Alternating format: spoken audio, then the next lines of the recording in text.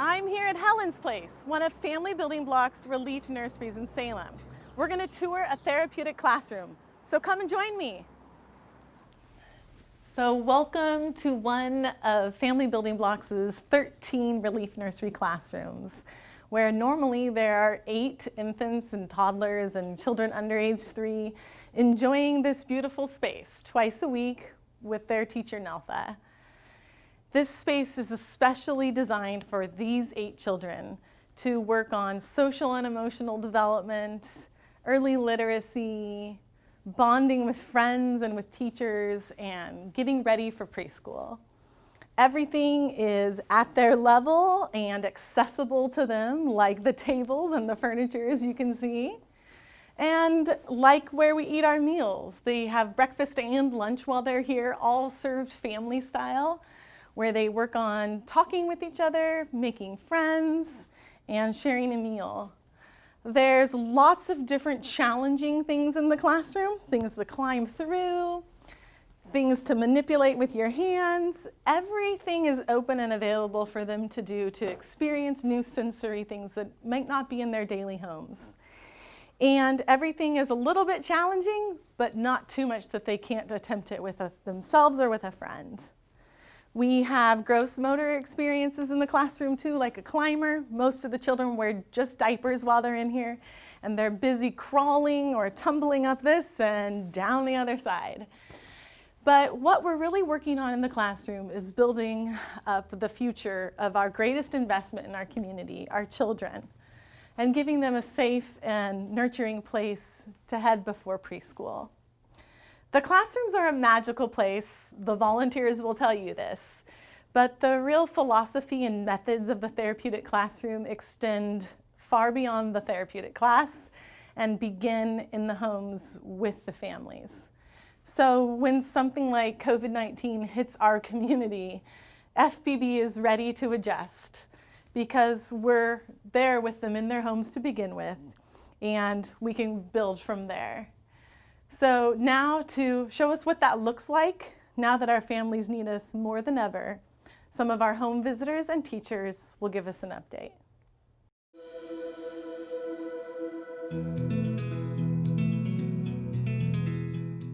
Hi, it's Michelle, the Intake and Resource Coordinator for Family Building Blocks. The last few weeks that I've been talking to families, I've kind of seen a trend with families asking for more specific resources for food, diapers, clothing, household items, things that it's hard to come by. Luckily, our intake team and our home visitors and our teachers have stepped in and are able to provide families. Instead of a monthly call, it's a weekly phone call check-in to say, hey, how are things going this week for you? What are some resources that you are needing? And let me connect you to those resources. Our staff is awesome. And so is obviously the donors and the community for really stepping in during this time to help our families.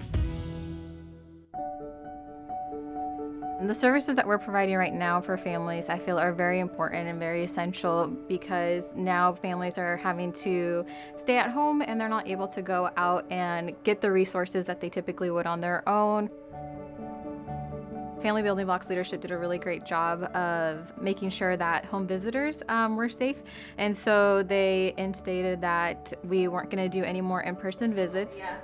Video and phone visits have actually been really effective because we've still been able to check in with families, and we've been able to stay a constant in the midst of all this chaos and all this change that is constantly happening. We've been able to share activities, we've been able to share parent-child information, development information, health and safety topics, so everything's essentially been able to stay the same, but we just haven't been able to see them in person.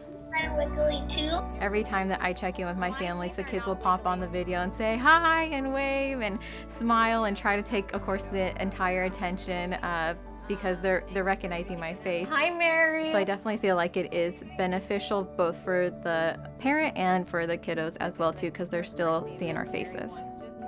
With this extra time that we're having without having to travel to families' homes, we're able to add more families onto our caseload that we wouldn't have had the opportunity for before. Typically this room is a preschool or toddler room, and they're sadly not here. It's been a really big change for our children and our staff not having them here. Part of our services is having a food pantry. Home visitors typically will bring out a food box per month. Because many of our families are experiencing food disparity, this is food boxes per week. In the last 3 weeks, we've served over 1,075 meals. We love you, teacher. Thank you. Part of our role is to be able to deliver hope that we're stronger together. And that's the message that we're putting on the boxes as we send them out. That's the hope that we want to give to families. We are here together to partner with them, to serve their family, and to be with them during this difficult time. Even though people may assume that Family Building Blocks isn't operating, there's actually a lot of action going on. The Family Mental Health Program is identifying whether parents, kids, or siblings are experiencing high stress, high anxiety, might be depressed. Right now, I think folks who may have never had a mental health condition are experiencing that stress and are really needing help. So my role is to work with the kid, work with the parent, or work with the family as a whole to decrease the stress and anxiety that parents are having so they can provide that emotional support. Typically, people would come to my office, I would do an assessment, and then we'd create a treatment plan, and I'd provide the therapy either weekly or every other week. So right now, I've had to adapt, and so I'm using what's called telehealth, and it's video conferencing with clients. It allows more access to people, even in the outlying areas like Almsville or Staten or Dallas. Those people might not be able to come into the office. I'm excited the direction Family Building Blocks is going, trying to find other ways to serve families and really benefit the kids and the parents. And when you get to know someone and you build that trust, people can change. It's pretty amazing. I am hopeful. I'm hopeful that through this experience that we're going to come out stronger. I'm really looking forward to seeing that first child come into my office, playing, having fun, but also processing some tough, big emotions. I can't wait for that to happen. I think it's going to be a really great moment when we can eventually go back into the families' homes. The families and us as home visitors are going to really appreciate and enjoy just a little bit more when we're able to go back in and meet with families again. There is a lot of need out there, and I think we're doing a great job of meeting that need. I'm very glad to be a part of Family Building Blocks. Wow, that was so inspiring. And in true FBB fashion, responding to new needs as they emerge. Thank you, Michelle, Belinda, Bella, and Ben. And thank you everyone partnering with us to keep children safe and families together no matter what.